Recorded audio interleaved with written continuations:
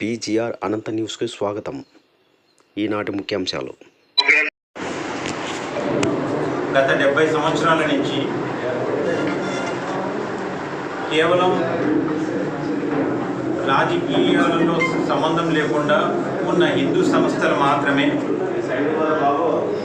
ఇటు సనాతన ధర్మాన్ని కానీ లేదంటే హిందువులకు జరిగిన అన్యాయాన్ని కానీ ఎత్తి చూపుతున్నది కేవలం హిందూ సంఘాలు మాత్రమే. రాజకీయాలలో ఉండే నిక్కచ్చి హిందువులు కూడా రాజకీయ అవసరాలని లేదు వాళ్ళ రాజకీయ పార్టీనే ప్రప్రథమంగా ఉంచి హిందూ ధర్మాన్ని కానీ సనాతన ధర్మాన్ని కానీ వెనకకు నెట్టేవాళ్ళు. వాళ్ళ రాజకీయ పార్టీ స్టాండే అది ఎంతోమంది కోట్లాది మంది సనాతన ధర్మవాసులకు వారి యొక్క మనోభావాలని దెబ్బతింటున్నా కానీ వాటిని ఏమాత్రం కూడా పట్టించుకోకుండా కేవలం వాళ్ళ రాజకీయ పబ్బం గడుపుకునేటట్టే ప్రతి రాజకీయ నాయకుడే పాటించేవారు. అందులో ముఖ్యంగా హిందువులే ఈ రకంగా చేసేవారు.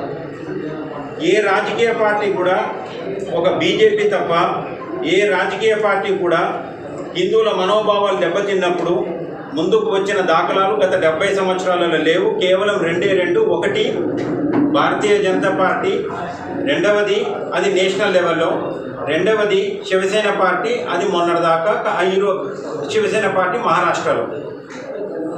కానీ ఈరోజు పవన్ కళ్యాణ్ గారు ఉప ముఖ్యమంత్రి అయి ఉండి కూడా సనాతన ధర్మం అంటే వన్ వే కాదు ఇది 2 వే అని చెప్పడం, ఇలాంటి సనాతన ధర్మానికి జరిగిన ఏ ఇబ్బంది వచ్చినా కానీ సనాతన ధర్మం మీద జరిగిన ఏ దాడినైనా కానీ నిర్మోహమాటంగా నేను ఖండిస్తాను, దానికే నేను ఉద్యమిస్తాను, నేను సనాతన ధర్మం వైపు నిలబడతాను అని చెప్పడం నిజంగా 75 సంవత్సరాల తర్వాత ఈరోజు ఒక నాయకుడు రావడం మనం ఎంతో సంతోషించాలి. మామూలుగా మనం మాట్లాడేది రాజకీయాలకు అతీతంగా అని చెప్పి మనం మాట్లాడతాం. కానీ రాజకీయాలు లేని ఏ విషయాన్ని కూడా ముందుకు తీసుకుపోలేము అనే ఒక విషయాన్ని మనం గుర్తించాలి. ఉదాహరణకు తెలంగాణ ఉద్యమం రాజకీయంతో ముడిపడనంత వరకు అది ఒక ఉద్యమం లాగే ఉండింది.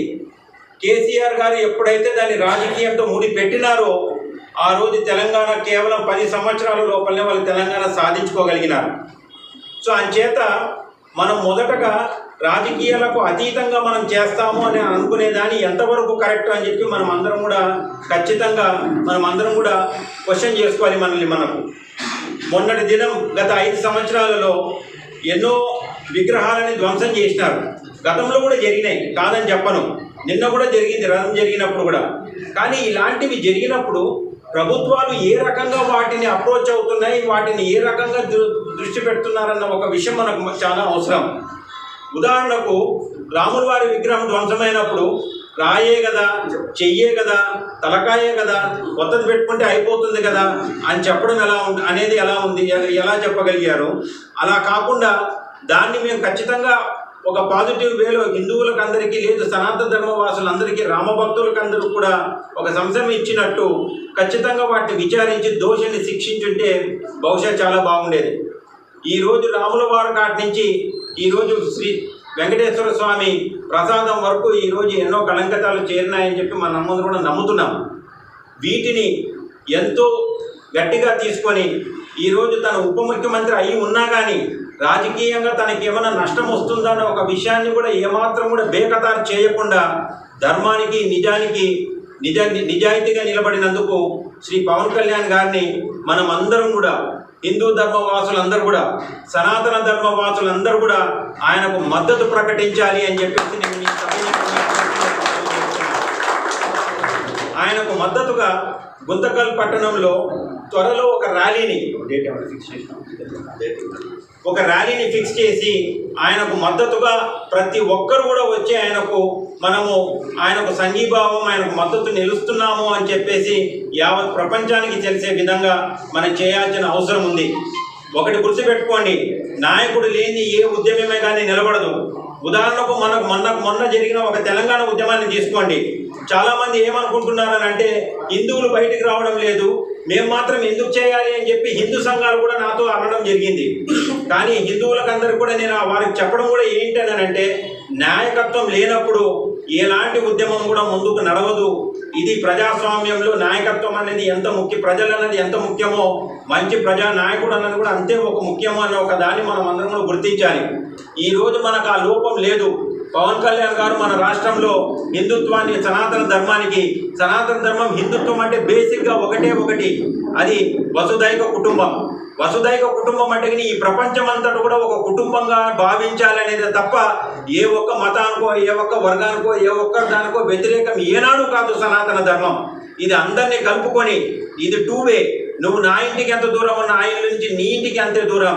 నేను ఏ మర్యాద అయితే, ఏ గౌరవం అయితే కానీ నేను ఇతరులకు ఇస్తాను, ఇతరుల నుంచి కూడా నేను అదే గౌరవాన్ని పొందాలని చెప్పి ఆశించడం తప్ప వేరే విషయానికి కాదు అన్నది కూడా మనం అందరం కూడా గమనించాలి. సో అంచేత హిందువులందరూ కూడా, సనాతన ధర్మవాసులు అందరూ కూడా ఖచ్చితంగా పవన్ కళ్యాణ్ గారికి మద్దతుగా ప్రకటించాలని చెప్పేసి పత్రికాముఖంగా వారికి అందరూ కూడా నా హృదయపూర్వకంగా వారికి నేను విజ్ఞప్తి చేస్తున్నాను. సో దయచేసి ప్రతి ఒక్కరు కూడా ఈరోజు మనకు నాయకత్వ లోపాన్ని పవన్ కళ్యాణ్ గారు తీరుస్తున్నారు. దాన్ని గమనించండి. ఎంత మనలో మనకున్న, ఎంతో ఒక హిందువుగా మనం కుమిలిపోయినా కానీ దాన్ని ముందుకు తీసుకువెళ్ళాలి అంటే ఒక నాయకత్వ లోపమే మనకు. ఉదాహరణకు ఉత్తర భారతదేశంలో ప్రధాని మోడీ గారు ఏ రకంగా అయితే తీసుకువెళ్ళగలిగినారో, ఎంతో మంది బీజేపీ నాయకులు అక్కడ తీసుకువెళ్ళగలిగినారు. కానీ ఇక్కడ మనకు నాయకత్వ లోపం ఉంది. ఆ నాయకత్వ లోపాన్ని ఈరోజు పవన్ కళ్యాణ్ గారు తీరుస్తున్నారు.